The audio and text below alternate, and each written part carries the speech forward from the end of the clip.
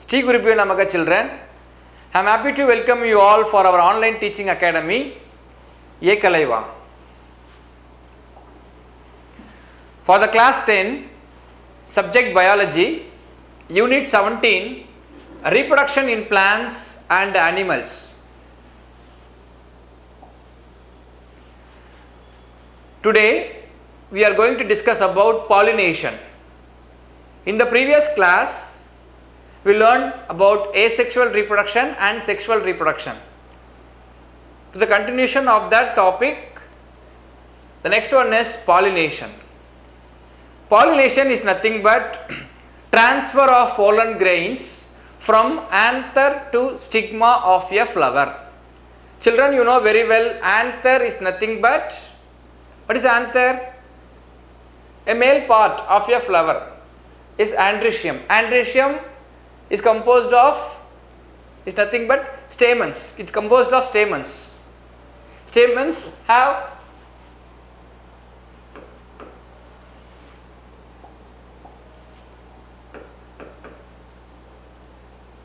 stamens is composed of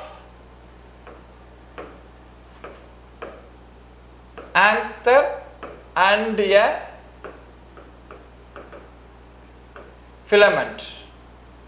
So, the transfer of pollen grains from the anther to stigma of a flower. Stigma, what is stigma?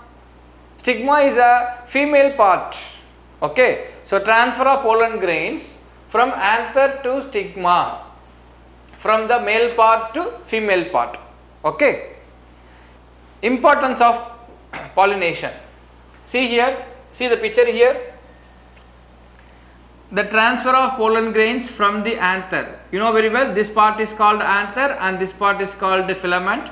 Both anther and filament is said to be what? Stamens. This is the male part, androecium.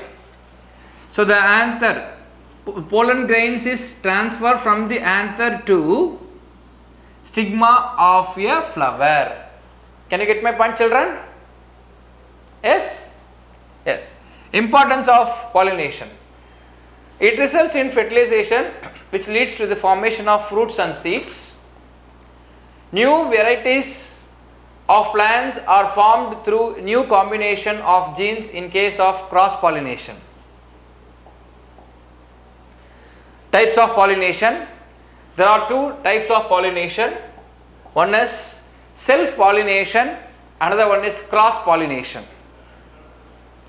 See here, the transfer of pollen grains from the anther to stigma of a same flower, same, that is called self pollination. The next one, transfer of pollen grains from the anther to stigma of the another flower, that is called the cross pollination. So there are two types of pollination. One is self pollination, another one is cross pollination. See here, here the pollen grains are transferred from the anther to stigma of the same flower. Here the different flower, another flower. Can you get my point, children?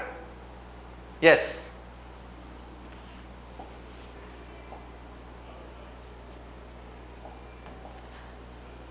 The first one is self pollination. It is also called as autogamy. Auto means what? Same. Self pollination is also known as autogamy. The transfer of pollen grains from the anther to stigma of same flower or another flower born on the same plant. Very, very important. Born on the same plant.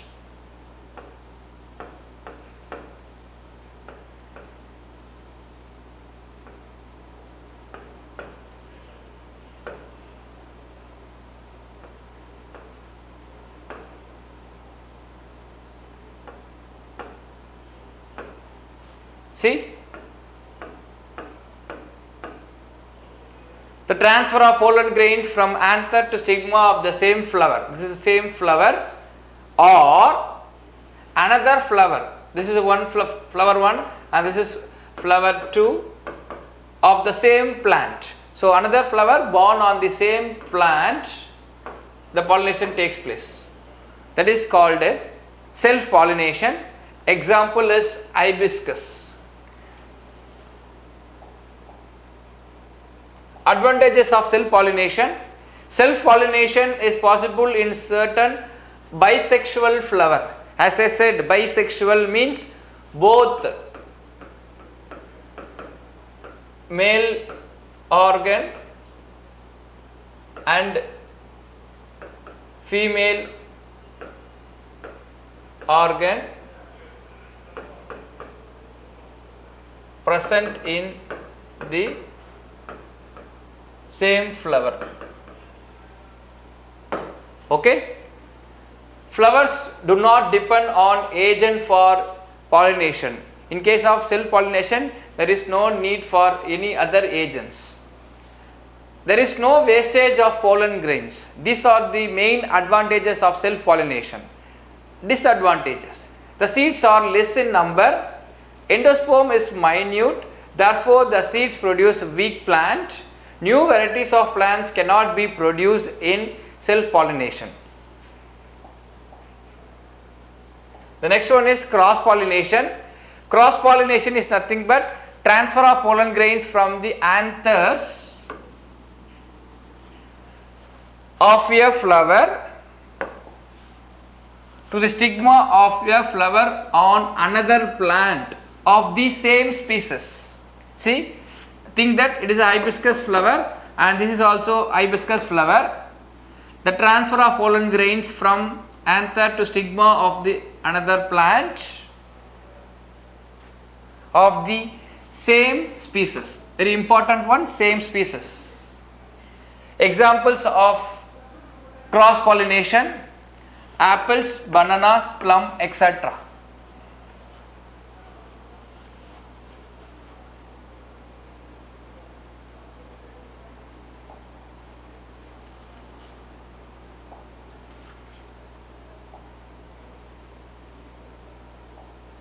Advantages of cross pollination. Cross pollination leads to the production of new varieties. More viable seeds are produced. And disadvantages: pollination may fail due to distance barrier. More wastage of pollen grains is very important. It may introduce some unwanted characters. Then last one, flowers depend on external agencies. So each flower, all the flowers are fully depends on the external agencies for pollination. Then we move on to the next topic, agents of cross pollination. In order to bring cross pollination, it is necessary that the pollen should be carried from one flower to another flower. This takes place through the agencies. There are 4 different agencies. One is animals, second one is insects, wind and water. These are all the agencies. This agency transfer the pollen from one flower to some another flower. If there is no agency, external agency means there is no chance for cross pollination. Clear? Pollination by wind. The pollination with the help of wind is called anemophily. What is the word? Anemophily. A-N-E-M-O. Anemophily. The anemophilous flowers produce enormous amount of pollen grains. Enormous means large, excess amount. Excess amount of pollen grains. The pollen grains are small, smooth, dry and light in weight. Pollen of such plants are blown off at a distance of more than 1000 km.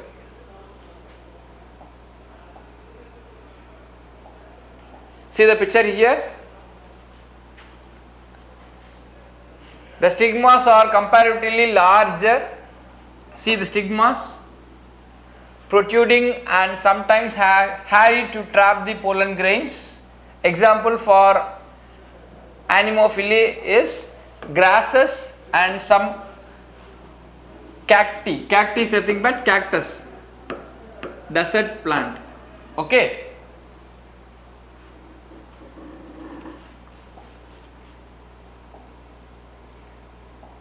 The second one is pollination by insects.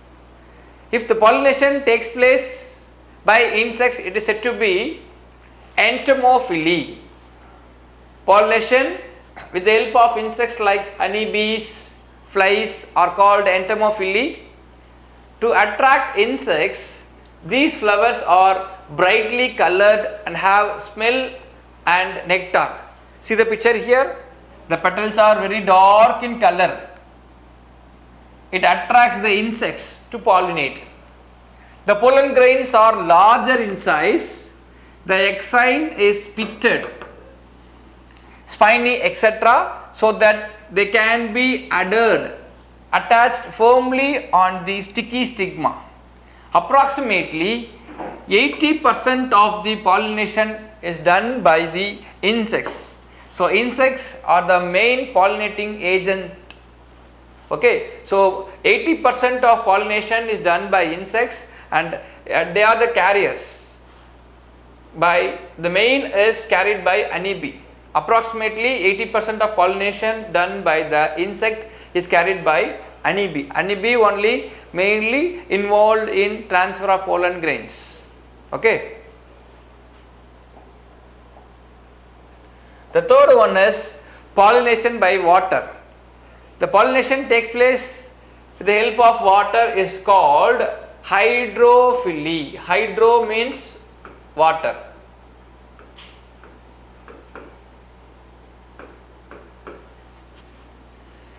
This takes place in aquatic plants. Aquatic plants means the plant which grow in water. Pollen grains are produced in large numbers.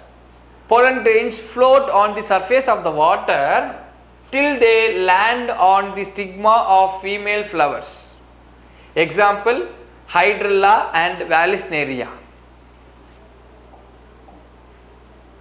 See the picture, pollination in Vallisneria, it is aquatic plant. See the male flower, they are floating on the surface. They are floating, the anthers are floating on the surface and they fix on the stigma, that is female flower, then the pollination takes place. Then the last one is pollination by animals. The pollination takes place with the help of animals is said to be zoophily. Can you get my point? Zoophily. Flowers of such plants attract animals by their bright color, size and scent, etc. See the picture here, the flowers of such a plant, they are very dark in color. It attracts the animal by their bright colors. So, with the help of this, the flowers attacks the animals by their bright colors. See here, the color, the bright colors, the flowers have very bright colors, having a bright. Example, sunbird pollinates flowers of canna, squirrels pollinate flowers of silk cotton tree.